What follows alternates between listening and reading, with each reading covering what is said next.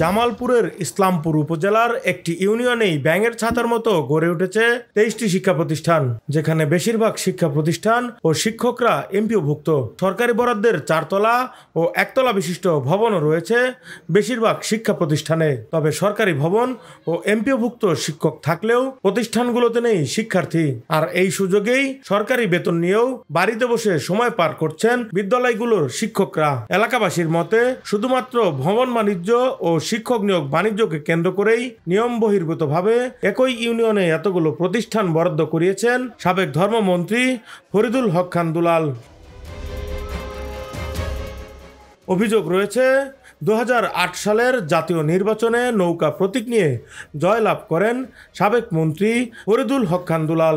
এরপর থেকেই অনৈতিক ও নিয়ম বহির্ভূতভাবে টাকার বিনিময়ে সরকারি বেসরকারি প্রতিষ্ঠানে বরাদ্দ করিয়েছেন তিনি। 2009 সালে তিনি এমপি হওয়ার পর থেকে অদ্যপরি 2024 সালের 5 আগস্ট পর্যন্ত তিনি সারা ইসলামপুর মোটে অনেকগুলো শিক্ষা প্রতিষ্ঠান এমপিভুক্ত করেছে। তার মধ্যে 22টি শিক্ষা প্রতিষ্ঠান শুধু গলেশ্বর ইউনিয়নে। এখানে মূল কথা হচ্ছে শিক্ষক নিয়োগ করে বাণিজ্যের মাধ্যমে প্রত্যেক শিক্ষকের কাছে সে 7-8 লাখ 10 লাখ টাকাও তার ভাই মাসুম খান নিয়েছে। এই ইসলামপুর সবাই জানে। অনেক শিক্ষা প্রতিষ্ঠানে শিক্ষক আছে ছাত্র নাই। হ্যাঁ, যেখানে আপনার একটা শিক্ষা প্রতিষ্ঠান দেওয়ার কথা 10,000 অনুভূত থাকার কথা, সেখানে লোক 1000, 2000, 1000, 3000। সদ্য সাবেক ধর্মমন্ত্রী ফরিদুল হক খান দুলাল মহোদয়, যিনি শুধু ইসলামপুরকে নয়, টোটাল ধর্ম যারা ব্যবসা করেছে, ধর্ম নিয়ে যারা দুঃশাসন কায়েম করেছে, তিনি তার মধ্যস্থতা। সে যে দুর্নীতিগুলো করেছে সে একদম দৃষ্টান্তমূলক। এই দুর্নীতির শাস্তি চাই এবং কি সঠিক প্রমাণ দিয়ে তাদেরকে বিচারের কাঠগড়ায় দাঁড়াতে দেখতে চাই ইসলামপুরবাসী। এবং সে যে আমার পরিবারের প্রতি, আমি দলের লোক, আমি জেলা ছাত্রলীগের অ্যাসিস্ট্যান্ট সেক্রেটারি ছিলাম, উপজেলা ছাত্রলীগের ভাইস প্রেসিডেন্ট ছিলাম। আমাদের উপরে যে নির্যাতনগুলো চালিয়েছে, আমার বাবা উপজেলা ভাইস চেয়ারম্যান ছিল, আমার বাবার যে প্রতি যে নির্যাতন চালিয়েছে, একজন বিরোধী দলে থাকার পরও সে এরকম নির্যাতিত হয় না।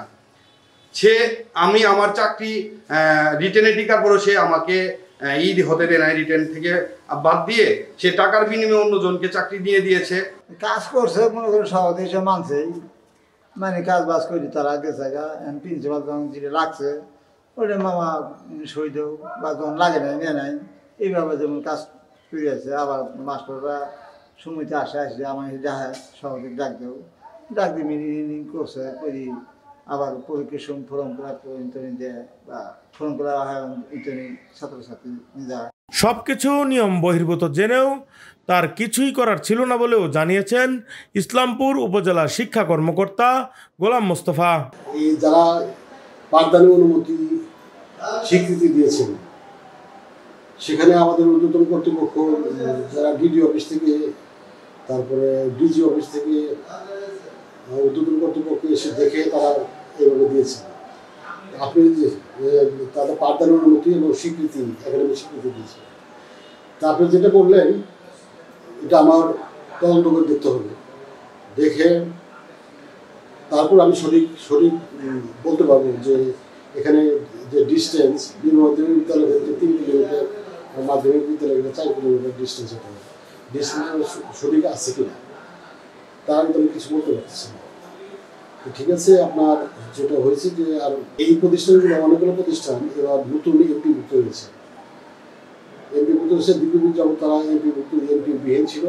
অনেক প্রতিষ্ঠান 17, 18, 20 বছর যাবত প্রতিষ্ঠান আছে, তারা এমপিভুক্ত হয়েছে। আমি যতটুকু জানি যে এমপিভুক্ত হওয়ার পর তাদের কার্যক্রম গতিশীলতা এসেছে এবং কার্যক্রম তারা চালাচ্ছে। নিরপেক্ষ তদন্তের মাধ্যমে দোষীদের শাস্তি ও প্রতিষ্ঠিত এসব প্রতিষ্ঠানে শিক্ষক নিয়মিতকরণ এবং শিক্ষার মান বৃদ্ধি করে শিক্ষার্থীদের ভবিষ্যৎ নিশ্চিতকরণের জোর দাবি এলাকাবাসীর। রাকিব হাসান, ভোরের পাতা।